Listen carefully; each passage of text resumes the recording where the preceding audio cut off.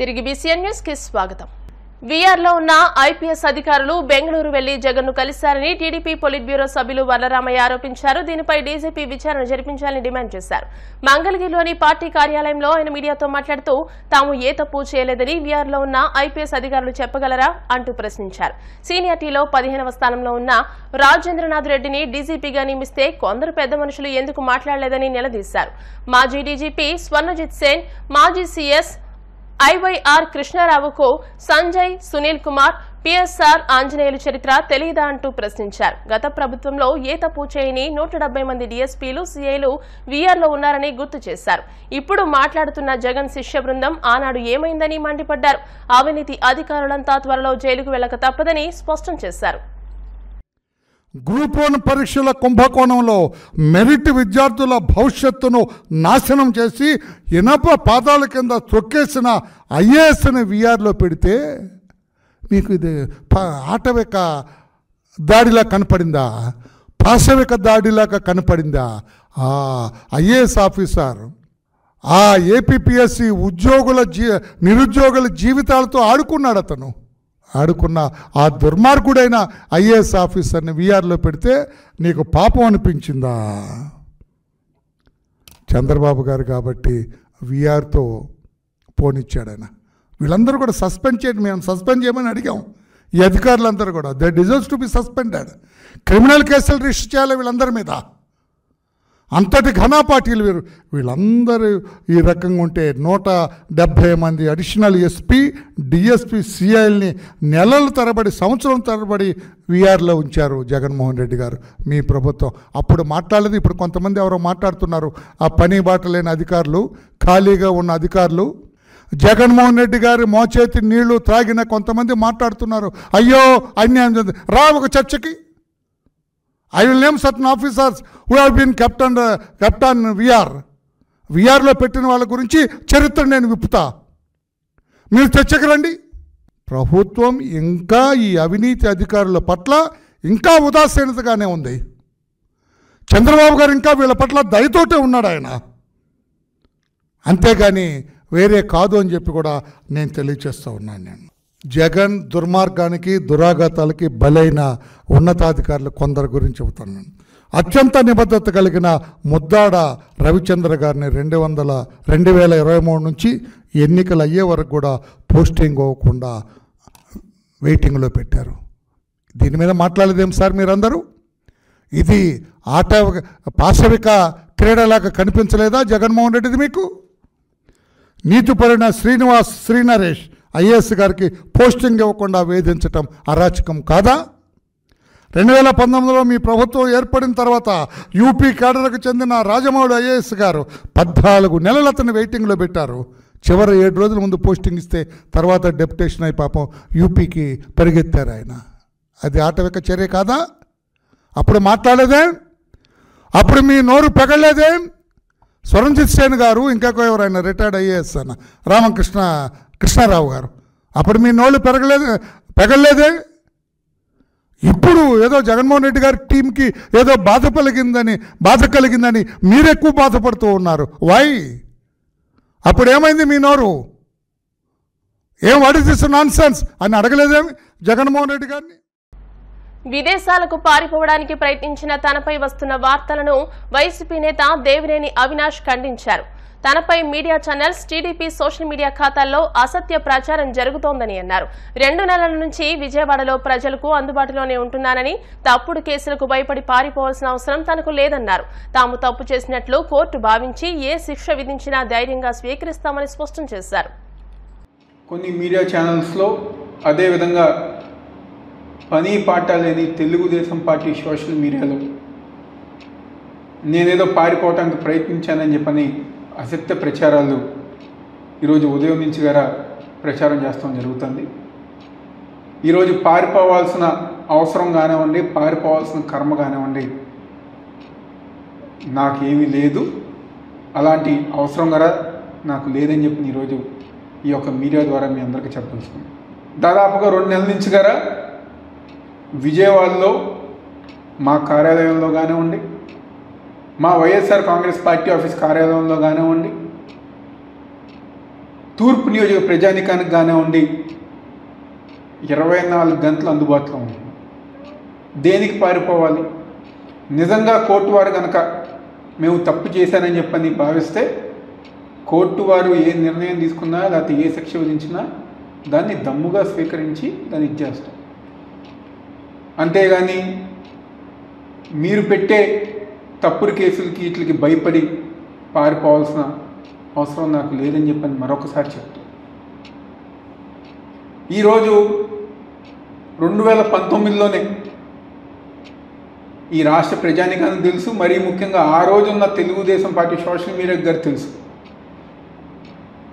చంద్రబాబు నాయుడు గారి ఇంటి ముందు డ్రోన్ విషయం కానివ్వండి, గురజాల్లో తెలుగుదేశం పార్టీ కార్యకర్తలను పరామర్శిస్తాం కానివ్వండి, చలో ఆత్మగురు కార్యక్రమం అప్పుడు గారా మిగిలిన తెలుగుదేశం పార్టీ నాయకులకు నేనేం పారిపోలా. ఆ రోజు దమ్ముగా ధైర్యంగా వెళ్ళా, ఫేస్ చేశారు. మా తండ్రి దేవినేని రాజశేఖర్ నెహ్రూ గారు మాకు జన్మనిస్తంతో పాటు ధైర్యంగా ఉండటం గారు నేర్పించారనే విషయం ఈ పని పాట లేని తెలుగుదేశం పార్టీ సోషల్ మీడియా తెలుసుకోవాలని చెప్పని భావిస్తూ మా నాయకుడు వైఎస్ జగన్మోహన్ రెడ్డి గారు, మా పార్టీ వైఎస్ఆర్ కాంగ్రెస్ పార్టీ మా కార్యకర్తలకి ఏ చిన్న ఇబ్బంది వచ్చినా 24 గంటలు మేము అండగా ఉంటాం, అందుబాటులో ఉంటాం.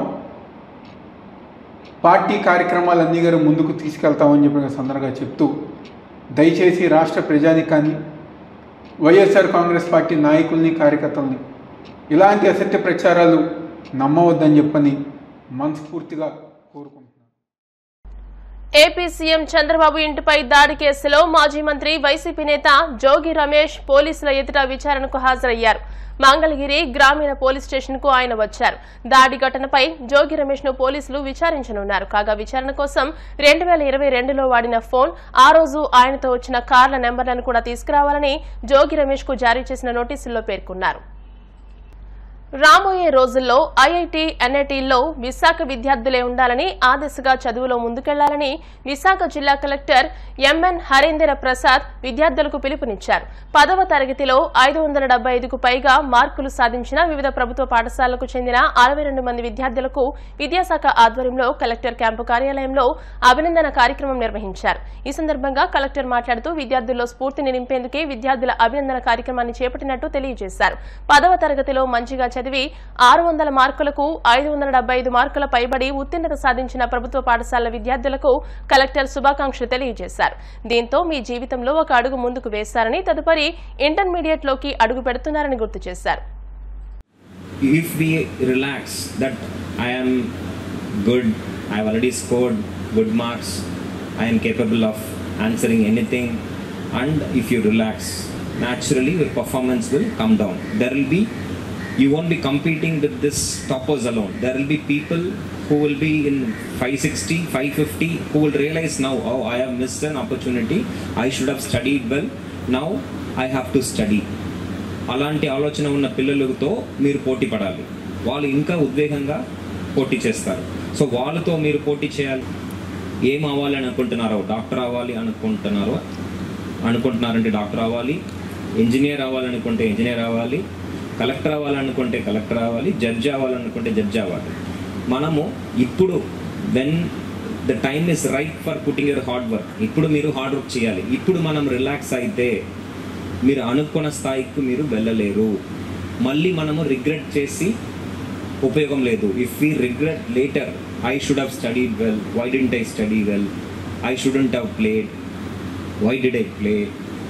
There is no point in regretting at a later point in time. You will time and tide wait for none. If you miss this opportunity, malli meeku opportunity undadu. Kabatti next 2 years for all of you is very very very critical. Ee raboye 2 samvatsaralu meeru chaala involved ga, commitment ga meeru chadavali, because when it comes to academics, end of the day it is competition between you and another child who is also competing for the limited number of seats.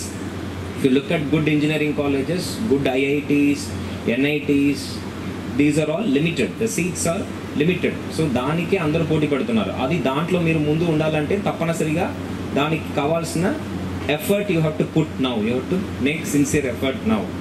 So take this as a motivation, work hard for the next 2 years, then you should enjoy studying. Studying should be a burden for you. అయ్యో చదవాలా అనే ఉండకూడదు. చదువులో ఒక interest ఉండాలి. Okay, ఇది నచ్చుతుంది నాకు. తెలంగాణ జనసమితి అధ్యక్షులు ప్రొఫెసర్ కోదండరాం సియాసత్లో న్యూస్ ఎడిటర్ అమీర్ అలీ ఖాన్లు ఎమ్మెల్సీలుగా ప్రమాణ స్వీకారం చేశారు. గవర్నర్ కోటా కింద ఎమ్మెల్సీలుగా ఎన్నికైన కోదండరాం, అలీ ఖాన్లతో తెలంగాణ శాసనమండలి చైర్మన్ గుత్తా సుఖేందర్ రెడ్డి ప్రమాణ స్వీకారాన్ని చేయించారు. కాగా ఈ కార్యక్రమానికి మంత్రి పొన్నం ప్రభాకర్, ప్రభుత్వ విప్ బీర్ల ఐలయ్య, ఎమ్మెల్సీ మహేష్ కుమార్ గౌడ్ హాజరయ్యారు. ఎం కోదండరామారెడ్డి అను నేను శాసన పరిషత్తు సభ్యునిగా నామనిర్దేశం అయినందున శాసనం ద్వారా నిర్మితమైన భారత రాజ్యాంగం పట్ల నిజమైన విశ్వాసం, విధేయత చూపుతానని, భారతదేశ సార్వభౌమాధికారాన్ని, సమగ్రతను కాపాడుతానని, నేను స్వీకరించబోయే కర్తవ్యాన్ని శ్రద్ధాసక్తులతో నిర్వహిస్తానని పవిత్ర హృదయంతో ప్రతిజ్ఞ చేస్తున్నాను. తెలంగాణ శాసన పరిషత్తు సభ్యుడనైన ఎం కోదండరామారెడ్డి అను నేను సభ నియమాలకు కట్టుబడి ఉంటానని, వాటిని అనుసరిస్తానని, సభ మర్యాదలను పాటిస్తానని, సంప్రదాయాలను గౌరవిస్తానని పవిత్ర హృదయంతో ప్రతిజ్ఞ చేస్తున్నాను. मैं आमिर अली खान, जिसे कानून साज असेंबली का रुकन नामजद किया गया है, अल्लाह के नाम से हलफ लेता हूँ कि मैं कानून की रौ से राइज दस्तूर हिंद का वफादार और फर्माबरदार रहूँगा, हिंदुस्तान के इक़्तिदार आला और इसकी सालमियत को बरकरार रखूँगा और इस फ़र्ज़ मनसबी को जो मुझे तफ़वीज़ किया जाने वाला है पूरी दयानतदारी से अंजाम दूँगा.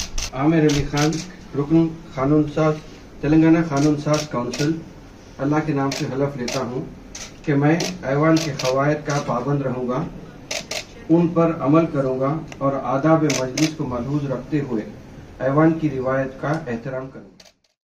వార్తలు ముగించే ముందు ముఖ్యాంశాలు మరోసారి. హిందూపురం మున్సిపాలిటీలో టీడీపీలోకి భారీగా చేరికలు. మున్సిపల్ చైర్పర్సన్ ఇంద్రజ సహా 9 మందికి కండువా కప్పి ఆహ్వానించిన బాలకృష్ణ. కడపలో రిమ్స్ జూనియర్ డాక్టర్ల ఆందోళన. కోల్కతాలో డాక్టర్ని అతి కిరాతకంగా హత్య చేసిన నిందితుడిని శిక్షించాలని డిమాండ్. కాకినాడ వివేకానంద పార్క్ వద్ద అన్నా క్యాంటీన్ ప్రారంభం. ముఖ్య అతిథిగా హాజరైన ఎంపీ తంగెళ్ల ఉదయ్ శ్రీనివాస్. విదేశాలకు పారిపోవాల్సిన అవసరం నాకు లేదన్న దేవినేని అవినాష్. టీడీపీ అసత్య ప్రచారం చేస్తోందని ఆరోపణ. ఈ వార్తలు ఇంతటితో సమాప్తం. మరిన్ని వార్తల కోసం BCN digital YouTube channel, Facebook page ని ఫాలో అవ్వండి. అప్డేటెడ్ వార్తల కోసం ప్లీజ్ సబ్స్క్రైబ్.